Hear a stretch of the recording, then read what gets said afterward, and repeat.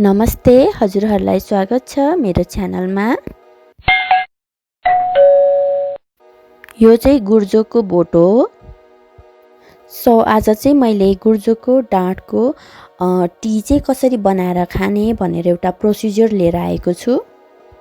हजुरहरूले यो भिडियो चाहिँ अन्त्यसम्म हेरेर माया गरिदिनुस् होला। यो चाहिँ गुर्जोको चिया हो। यो चाहिँ तपाईहरूले चाहिँ खाना खानुभन्दा अगाडि हरेक बिहान लिन सक्नुहुन्छ र यसको चाहिँ धेरै फाइदाहरू छ, जस्तो कि जोर्नीहरू दुख्नेमा भयो, सुगर रोगीलाई भयो, अनि रुगाखोकीलाई भयो, प्लस अहिले चाहिँ कोरोनाको महामारीमा पनि यो एकदम धेरै खाने चलन चलेर आएको छ। साथै यसले हाम्रो इम्युनी सिस्टमलाई पनि एकदमै बुस्ट गरेर ल्याउँछ।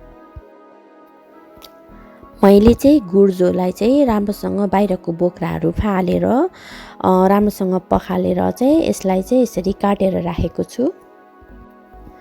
गुर्जोको सुप अथवा चिया जे भने पनि हुन्छ। अब यसलाई बनाउन चाहिने सामग्रीहरूबाट सुरु गरौँ है त। यो फर्स्टको चाहिँ मैले गुर्जो लिएको छु। यसलाई चाहिँ मैले काटेर कुटेर राखेको छु। अर्को सेकेन्डमा भयो बेसार भयो, अनि थर्डमा चाहिँ मसला छ। यो मसला बनाउने तरिका पनि म भन्ने छु एकछिनमा। प्लस यो चाहिँ तुलसीको चाहिँ धुलो भयो। अघि मैले जडीबुटी मसला भनेको थिएँ नि, यो बनाउने तरिका म भनिदिन्छु है त।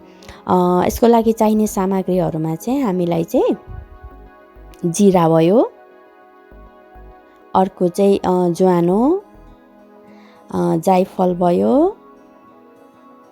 मरिच, अलैँची, दालचिनी, ल्वाङ र सुकुमेल। अब यिनीहरूलाई चाहिँ राम्रोसँग रोस्ट गरेर गर्नुपर्छ, भुट्नुपर्छ हैन। अनि भुटिसकेको जुन छ नि त्यसलाई चाहिँ हामीले चाहिँ ग्राइन्ड गरेर हामीले चाहिँ क्लोज टाइट कन्टेनरमा चाहिँ हामीले चाहिँ राख्नुपर्छ। यो चाहिँ रुगाखोकीहरूमा पनि तातो पानीमा हालेर खाँदाखेरि चाहिँ एकदम फाइदा गर्छ। मैले गुर्जोको सुप चाहिँ 4 ग्लास फुल वाटरमा चाहिँ पकाउन गइरहेको छु।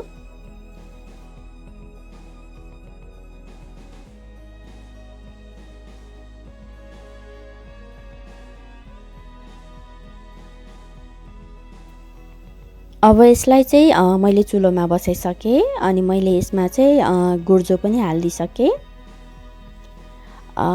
यो चाहिँ मैले मसला हालेँ, जडीबुटी मसला, यो बेसार भयो,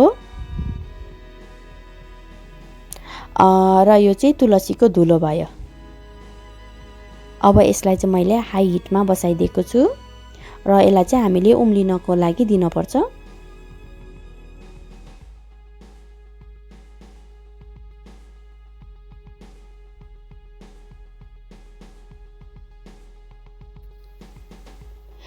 यो अब उम्लिन सुरु भइसकेको छ।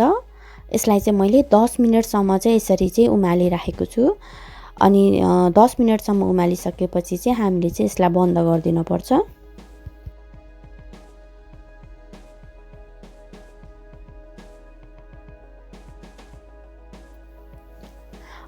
ल अब हाम्रो गुर्जोको सुप चाहिँ अथवा चिया चाहिँ पाकेर रेडी भइसकेको छ। अब यो चाहिँ हजुरहरूले चाहिँ ग्लासमा सबै फ्यामिलीहरूलाई सर्भ गर्न सक्नुहुन्छ। गुर्जो पकाएर खाने तरिकाहरू धेरै छन्।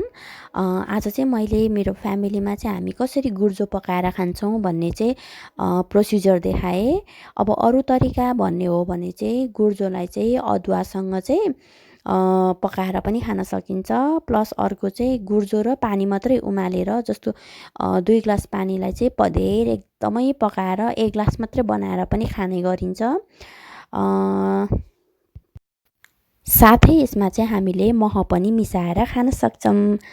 हजुरहरूलाई मेरो भिडियो कस्तो लाग्यो त?